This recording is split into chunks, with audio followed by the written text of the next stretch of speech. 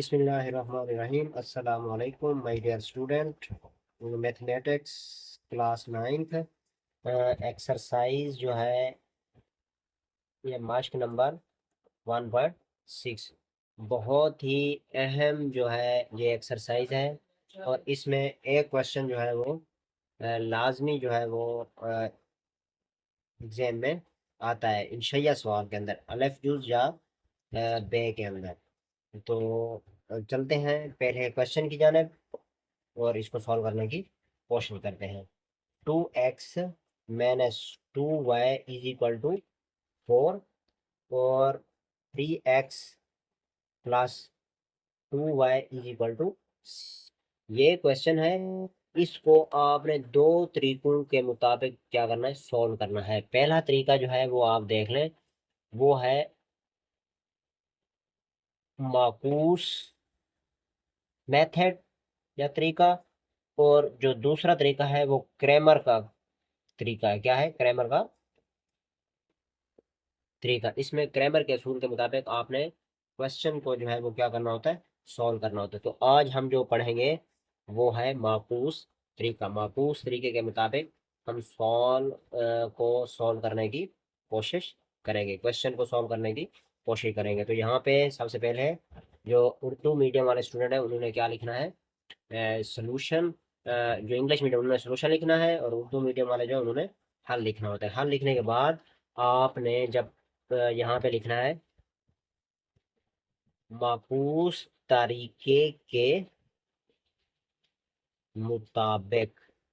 अब माकूस तरीके के मुताबिक आपने जब क्वेश्चन को क्या करना है, हल करना है, तो बच्चे सबसे पहले आपने ए की वैल्यू कहाँ से आएगी, यहाँ से। ये जो आपको दी गई है 2 - 2 3 और 2, ये ए की वैल्यू होगी आपके पास 3 और 2। ये प्लस का, ये माइनस का, ये प्लस का और ये भी प्लस का। इसके बाद आपके पास वैल्यू आएगी एक्स की।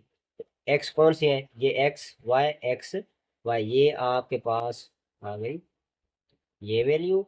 और फिर आपके पास रह जाएगा बी। बी आपके पास कौन सी वैल्यू बनेगी? 4 और 6। 4 और 6 आपने इस तरह, ये जो इक्वेशन हमें दी गई थी इसको आपने इस शेप के अंदर लिख देना है। लिखने के बाद आपने सबसे जो पहला काम आपने करना है वो करना है ज़रबी माकूस का। तो उसके लिए जो फार्मूला है बच्चे वो है a x is equal to b. तो आप एक्स यहीं पे रहेगा, ये इनवर्स हो जाएगा दूसरी साइड पे जब जाएगा, तो ये क्या हो जाएगा, इनवर्स। बस यही चीज़ आपने इस असूल के मुताबिक, माकूस के तरीके के मुताबिक क्या करनी होती है, सॉल्व करनी होती है। तो इस यहाँ पे सबसे पहला जो है आपने क्या निकालना है, ए का मकता। ए का मकता जिस तरह आप पिछली एक्सरसाइज में निकालते रहे हैं वही तरीका है, सेम वही तरीका है। इसमें परेशान होने वाली बिल्कुल कोई बात नहीं है। अगर समझ नहीं आती तो स्टूडेंट हमसे कमेंट सेक्शन में दोबारा भी पूछ सकते हैं। सेम वही मेथड आपने यहाँ पे भी क्या करना है प्यारे बच्चों, अप्लाई कर देना है। अब ये ए का मकता हमने फाइंड आउट किया, तो ए का मकता 2 और 2, ये वितर और गैर वितर, इनको आपने क्या करना होता है, मल्टीप्लाई।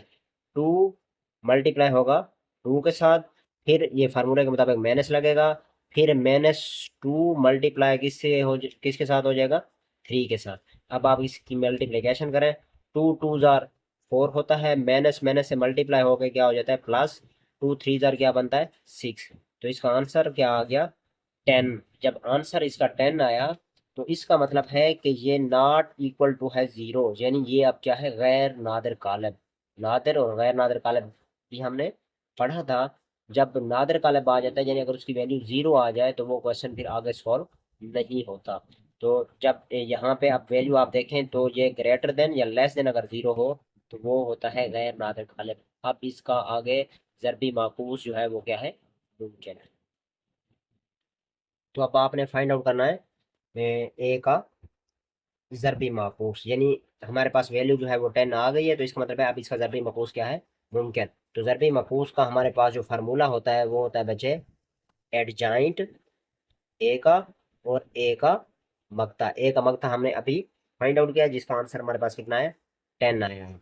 तो एडजाइंट मालूम करने के लिए जब आप वैल्यू लिखेंगे, जो ए की वैल्यू है यानी 2 - 2 3 और 2, तो यहाँ पे गैर वितर अरकान जो होते हैं उनकी अलामतें तब्दील हो जानी है। 2 और 2 ये वितर अरकान है, इनकी आपने जगह तब्दील कर देनी है और इनकी अलामतें, ये माइनस का था तो क्या हो गया प्लस का, और 3 प्लस का था तो ये क्या हो जाएगा माइनस। ये हमारे पास आ गया एडजाइंट ए का, और फिर ए का मकता हमने कितना निकाला बच्चे 10। तो इसको अब आगे जो है हम क्या करते हैं सॉल्व करके क्वेश्चन को हल करने की कोशिश करते हैं। अब हमारे पास क्वेश्चन था एक्स ए का ज़रबी मकूस और फिर बी। अब ए के ज़रबी मकूस की वैल्यू हमारे पास यहाँ पे आ गई है, ये वैल्यू आप यहाँ पे पुट करें 2 2 -3 और 2, ये हो गया एडजाइंट, और ए का मकता हमारे पास क्या है 10, और उसके साथ क्या है बी। तो बी की वैल्यू हमने यहाँ पे लिखनी है जो हमारे पास क्वेश्चन के अंदर गिवन थी। बी की वैल्यू क्या थी 6 4 और 6। तो अब इसको आपने क्या करना है मल्टीप्लाई, यानी यहाँ से आपने रो को उठाना है, यहाँ से कॉलम के साथ मल्टीप्लाई कर देना है, फिर यहाँ से आपने प्लस लगा देना है, और फिर इस रो को इस कॉलम के साथ क्या कर देना है मल्टीप्लाई कर देना है, और फिर इसी के ऊपर डिवाइड कर देना। चलें इसको स्टार्ट हल करते हैं। तो अब देखें बच्चे एक्स की जगह पे एक्स वाई और ए के मकते की जगह पे एडजाइंट जो था ए का मकता वो हमने लिख दिया, और साथ में बी की वैल्यू हमने जो थी वो लिख दी। अब 1/10 वैसे का वैसे इसको आपने मल्टीप्लाई करना है, यहाँ से आपने कतार पकड़नी है और यहाँ से कॉलम। 2 मल्टीप्लाई हो जाएगा 4 के साथ, प्लस डाल देना है, 2 मल्टीप्लाई हो जाएगा 6, यानी 2 4 के साथ और फिर 2 6 के साथ। अब -3 है मल्टीप्लाई हो जाएगा किसके साथ -3 4 के साथ, फिर प्लस 2 मल्टीप्लाई हो जाएगा किसके साथ 6 के साथ।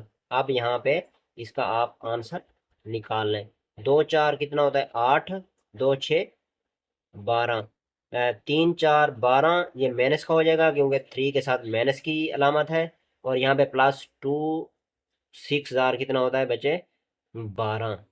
तो आंसर जो आपके पास आएगा वो 1/10 इसका।